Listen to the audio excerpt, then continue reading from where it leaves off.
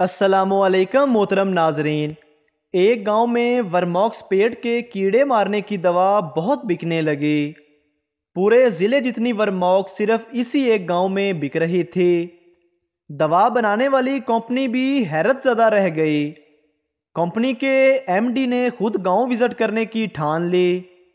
مصیبتیں جھیل کر، دھکے کھا کر گرمی میں صحرائی گاؤں گیا تو پتہ چلا کہ کوئی ڈاکٹر تو نہیں ہے، واحد عطائی طبیب ہے جو کسی ڈاکٹر کے پاس رہنے کے بعد یہاں پریکٹس کرنے لگا تھا۔ کمپنی کے بندے نے اپنا تعارف کروایا اور آنے کی وجہ بتائی تو عطائی نے اس کو وہیں خاموش بیٹھنے کا کہا اور مریض دیکھنا شروع کر دیے۔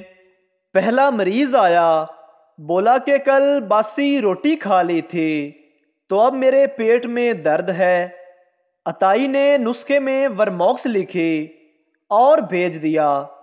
دوسرا آدمی چوٹ کے ساتھ آیا، بولا کہ کھجور کے اوپر چڑھا تھا، گر گیا۔ عطائی نے اس کو بھی ورموکس لکھ دی۔ تیسرا آدمی ناک پر چوٹ کے ساتھ آیا، بولا کہ بھینس کا دودھ نکال رہا تھا تو بھینس نے ٹانگ مار دی۔ عطائی نے اس کو بھی ورموکس تجویز کر کے بھیج دیا۔ چوتھا شخص آیا اور کہا کہ مجھے بخار ہے۔ طبیب نے اس کو بھی چیک کیا اور ورموکس دے کے گھر بھیج دیا۔ کمپنی کا ایم ڈی بول اٹھا کہ ان سب کو ورموکس کی کیوں ضرورت پڑی؟ عطائی بولا، پہلے بندے کو کیڑا تھا تو باسی روٹی کھا لی، دوسرے کو کیڑا تھا تو کھجور پہ چڑھ دوڑا، تیسرے کو بھی کیڑا ہی تھا کہ بھینس کی ٹانگ کے پاس بیٹھ گیا، بخار والے کو بھی کیڑا تھا جو اس نے ٹھنڈے پانی سے نہا لیا تھا۔ غرض یہاں ہر کسی کو خود ہی کیڑا ہوتا ہے جو مرض پیدا کرتا ہے۔ کمپنی کا ایم ڈی خاموشی سے اٹھ کر جانے لگا تو عطائی نے ایک پرچے پہ ورموکس لکھ کے اس کے ہاتھ میں بھی تھما دیا۔ ایم ڈی نے پوچھا، ہائیں مجھے کیوں ورموکس؟ عطائی نے جواب دیا، اچھی خاصی تمہاری دوا بک رہی تھی تو تمہیں سکون کرنا چاہیے تھا، مگر تمہیں بھی کیڑا تھا جس نے بیٹھنے نہ دیا۔ اتنی تکلیفیں جھیل کر اتنے دور دراز گاؤں میں آن دھمکے۔ لکھنؤ کا ایک جوڑا جب امید سے ہوا تو معروف حکیم سے پوچھا کہ حضرت ہم اولاد با ادب چاہتے ہیں، کوئی دوا دیں کہ فطرتاً بچہ ادب و آداب والا پیدا ہو جاوے۔ حکیم صاحب نے دوا دی، خاتون نے پابندی سے استعمال کی، پیدائش ہوئی تو نو مولود نے باہر آتے ہی کپڑے سے سطر چھپایا اور جھک کر ماں کو کہا، آداب۔ سب خوشی سے جھوم اٹھے کہ واہ کیا حکمت، کیا اولاد ہوئی ہے، پرانا لکھنؤ زندہ ہے۔ سال بعد دوبارہ امید ہو چلی تو خاتون نے دوا مقدار سے زیادہ لے لی اور سوچا اچھا ہی ہے زیادہ آداب والا آوے۔ جب 10 سے 11واں ماہ ہو چلے اور آمد کی کوئی علامت نہیں ملی تو حکیم صاحب کے ہاں دوڑے۔ حکیم صاحب نے نہایت متانت سے معائنہ کیا، پھر پان اگال دان میں نکالی، کچھ دیر سوچتے رہے اور پوچھا دوا کی مقدار کیا تھی؟ بتایا کہ دگنی مقدار استعمال کی تو سر پیٹ کے کہا، جناب اس بار جڑواں ہیں اور جھگڑا ہے کہ پہلے آپ نہیں پہلے آپ۔ نتیجہ دوائی ڈاکٹر کی ہدایت کے مطابق استعمال کریں۔ 80 سال کے ایک بزرگ اپنے گھر کے سامنے برآمدے میں بیٹھے ہوئے تھے۔ مردم شمارے کرنے والی ایک لڑکی ان کے پاس آئی۔ بڑے میاں نے بڑے پیار سے لڑکی کو اپنے پاس بٹھایا اور اسے اپنے خاندان کی تفصیلات بتانا شروع کر دیں۔ لڑکی نے دیکھا کہ بزرگ کے قریب نہایت عمدہ قسم کے باداموں سے بھرا ایک ٹوکرا رکھا ہے۔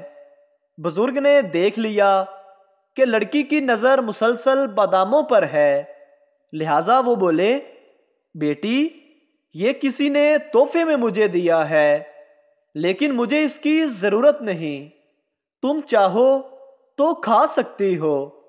شکریہ کہہ کر لڑکی نے بڑے اطمینان سے بادام کھائے اور یکا یک پوچھا، لیکن دینے والے نے بھی عجیب ہی تحفہ دیا ہے، کیا ان کو معلوم نہیں تھا کہ آپ کے منہ میں تو ایک بھی دانت نہیں ہے؟ معلوم تھا انہیں، حضرت نے جواب دیا۔ تو پھر یہ تحفہ کیوں؟ لڑکی نے سوالیہ انداز میں بزرگ کو دیکھا۔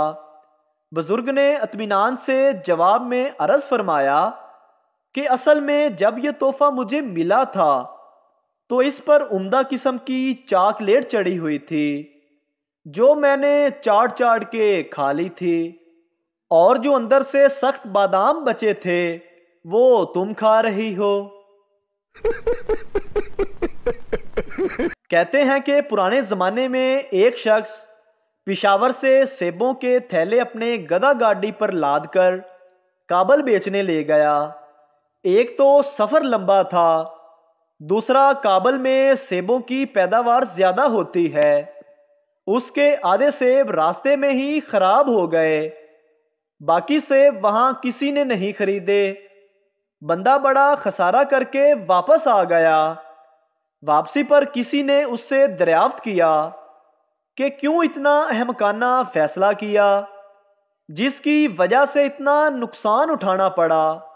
اس پر اس شخص نے جواب دیا، نقصان ہوا ہے تو کیا ہوا، سیب نہیں بکے میرے، گدھے نے تو کابل کا سیر کر لیا۔ ایک آدمی پبلک ٹوائلٹ میں بیٹھا اپنی حاجت پوری کر رہا تھا، اسے اچانک ساتھ والے ٹوائلٹ سے آواز سنائی دی، کیا حال ہے؟ آدمی گھبرا کر بولا، میں ٹھیک ہوں۔ پھر آواز آئی، کیا کر رہے ہو؟ آدمی بولا، ضروری کام سے بیٹھا ہوں۔ پھر آواز آئی، آپ کا کام کیسا چل رہا ہے؟ آدمی اور گھبرا کر بولا، رک رک کے چل رہا ہے۔ پھر دوبارہ آواز آئی، یار میں تمہیں بعد میں کال کرتا ہوں، کوئی الو کا پٹھا ساتھ والے ٹوائلٹ سے میری ہر بات کا جواب دے رہا ہے۔ کمرہ امتحان میں دو لڑکے نقل لگانا چاہتے تھے۔ تھوڑی دیر بعد نگران ان کے پاس آ کر کھڑا ہو جاتا، جس کی وجہ سے وہ سخت تنگ تھے۔ پھر ایک لڑکے نے نگران کو ایک کاغذ پر کچھ لکھ کر دیا، جسے پڑھ کر نگران فوراً جا کر اپنی کرسی پر بیٹھ گیا۔